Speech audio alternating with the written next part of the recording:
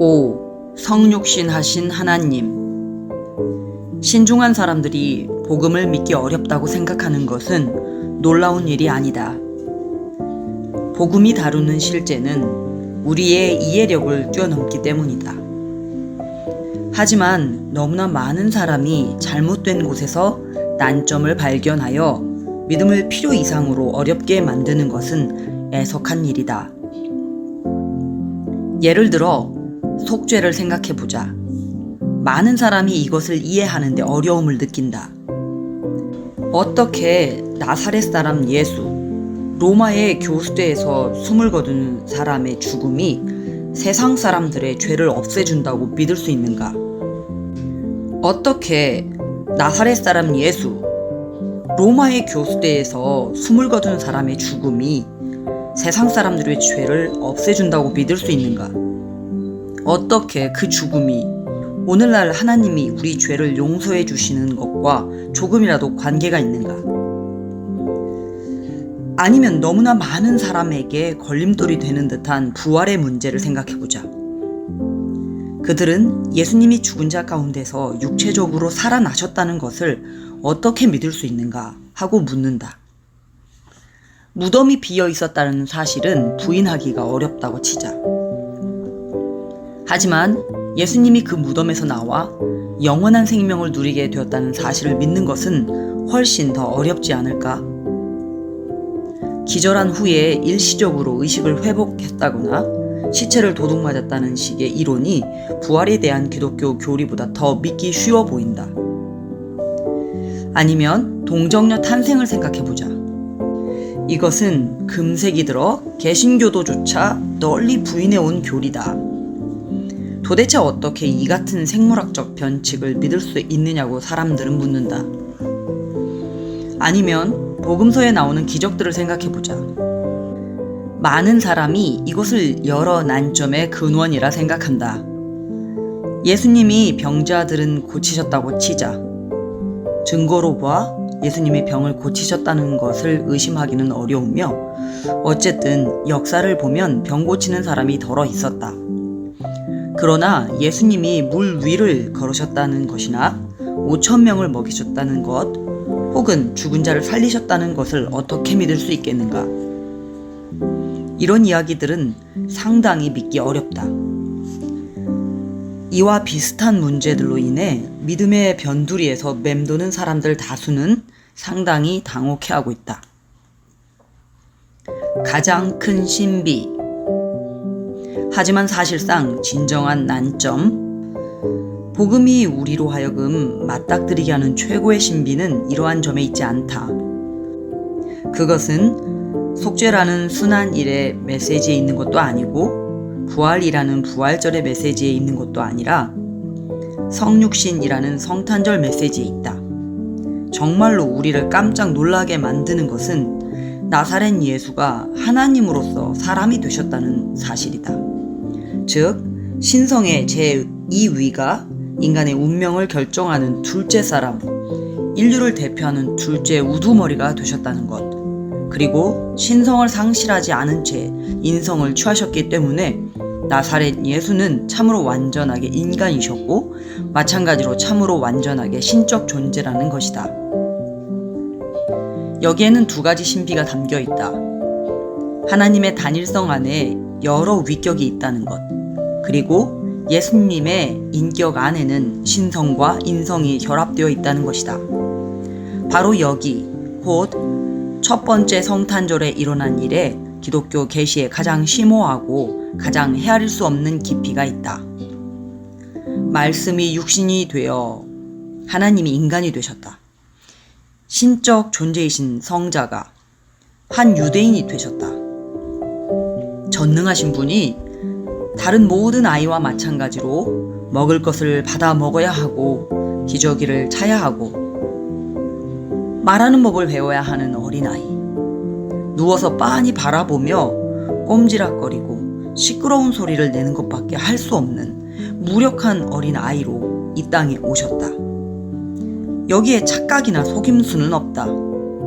성자 하나님이 아기였던 시절이 있었다는 것은 엄연한 사실이다. 더 많이 생각해 볼수록 그것은 더 엄청난 사실이다.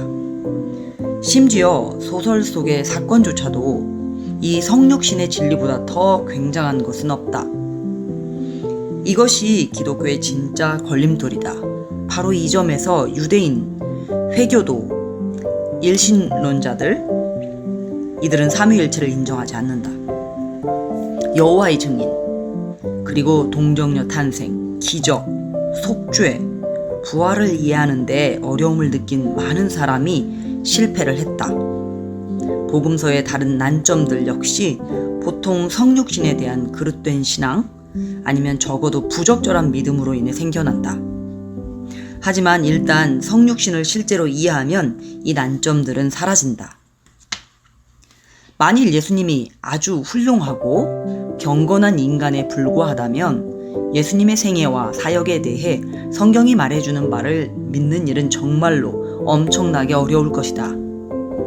하지만 만일 예수님이 영원하신 말씀이며 창조시에 성부의 집행자가 되셔서 그로 말미암아 모든 세계를 지으신 바로 그분이라면 예수님이 이 세상에 오시고 이 세상 안에서 사시고 이 세상에서 떠나시는 중에 창조의 능력을 보여주는 일련의 행위를 행하셨다 해도 놀라운 일이 아니다. 생명의 창시자이신 예수님이 죽은 자 가운데서 살아나셨다는 것은 이상한 일이 아니다. 예수님이 정말로 성자 하나님이라면 그분이 다시 살아나셨다는 것보다 죽으셨다는 사실이 훨씬 더 놀라운 일이다. 그것은 모두 신비다. 불멸하시는 그분이 죽으시다니 라고 웨슬리는 썼다. 불멸하시는 분이 부활하신 것은 그에 필적할 만한 신비가 아니다. 그리고 만일 불멸하시는 하나님의 아들이 정말로 죽음을 맛보시는 일을 감수하셨다면 그러한 죽음이 멸망받을 수밖에 없는 인류를 구원할 수 있다는 것은 이상한 일이 아니다. 일단 예수님을 신적 존재로 인정한다면 앞의 내용 가운데 무엇을 믿기 어렵다고 생각하는 것이 도리어 불합리하다.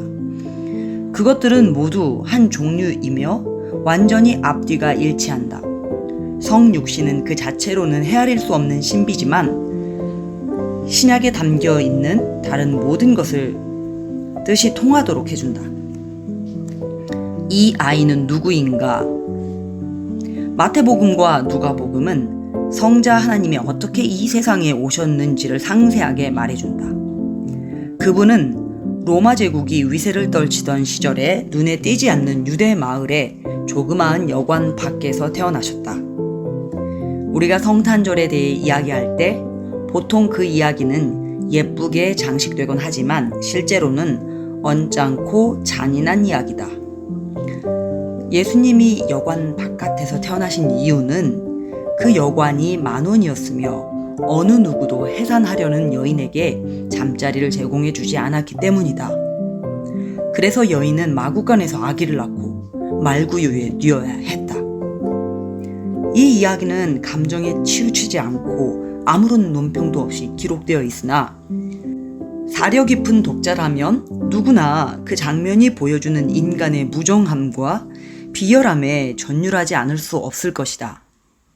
하지만 복음서 기자들이 이 이야기를 하는 것은 도덕적인 교훈을 이끌어내기 위함이 아니다. 그들이 말하려는 요점은 예수님의 탄생 환경이 아니라 그 일이 베들레헴에서 일어났기에 예언이 성취되었다는 점만은 말하려고 한다. 그 아이의 신원이다. 이에 대해 신약은 두 가지 사항을 말해준다. 우리는 이미 그것들이 무엇인지 지적한 바 있다. 이제 좀 더 자세히 살펴보도록 하자. 1. 베들레헴에서 태어난 그 아기는 하나님이었다. 좀 더 정확하게 성경 용어를 사용해서 말하면 그분은 하나님의 아들이셨다. 혹은 신학적인 표현에 의하면 그분은 성자 하나님이셨다. 그분은 한 아들이 아니라 그 아들이셨다.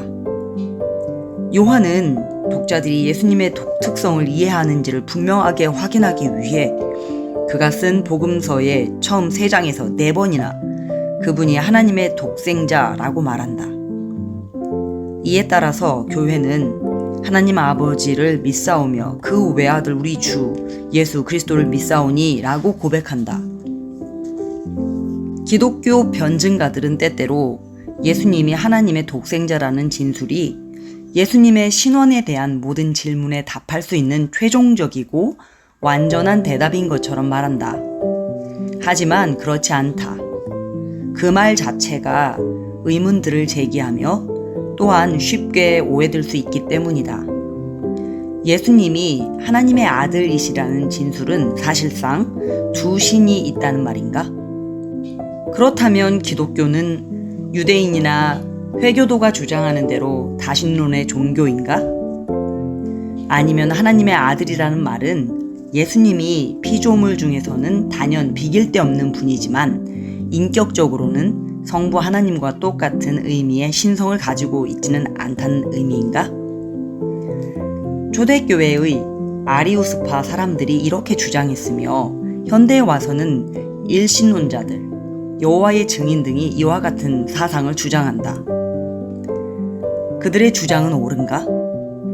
성경에서 예수님을 하나님의 아들이라고 부를 때 그것이 진정 의미하는 바는 무엇인가? 이러한 질문에 대해 어떤 사람들은 당혹스러움을 느낀다. 하지만 신약 성경은 그러한 질문들에 어떻게 대답해야 하는지에 대해 의심의 여지를 남겨놓지 않는다.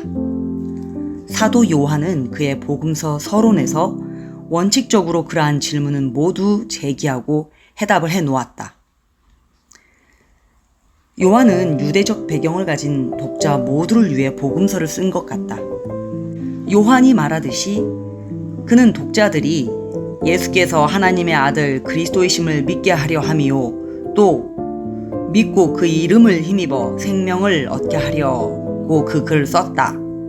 요한은 복음서 전체에 걸쳐 예수님을 하나님의 아들이라고 제시한다. 그러나 요한은 하나님의 아들이라는 말이 독자들의 마음속에서 오해하기 쉬운 연상들로 더럽혀져 있다는 것을 알았다. 유대 신학자들은 그 말을 그들이 기대하는 인간 메시아에 대한 칭호로 사용했다. 그리스 신화는 신들의 아들들, 곧 신과 인간 여자의 결합으로 태어난 초인들에 대해 말한다. 이 두 가지 경우에 그 말은 개인적인 신성을 의미하지 않으며 그러한 개념을 배격한다. 그래서 요한은 예수님을 하나님의 아들이라고 썼을 때 자신의 말이 이같이 잘못 이해되지 않도록 확실히 해두기를 원했다. 그는 처음부터 예수님이 주장하셨고 그리스도인들이 예수님에게 있다고 생각하는 아들됨은 바로 신성을 말하는 것이며 다른 어떤 것도 아니라는 점을 분명히 하고 싶어 했다. 그래서 유명한 요한복음 서론이 나오게 된 것이다.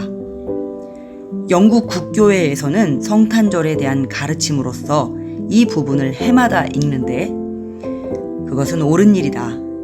신약에서 예수님이 하나님의 아들이시라는 것의 의미와 본질을 여기처럼 분명히 설명하는 것은 없다.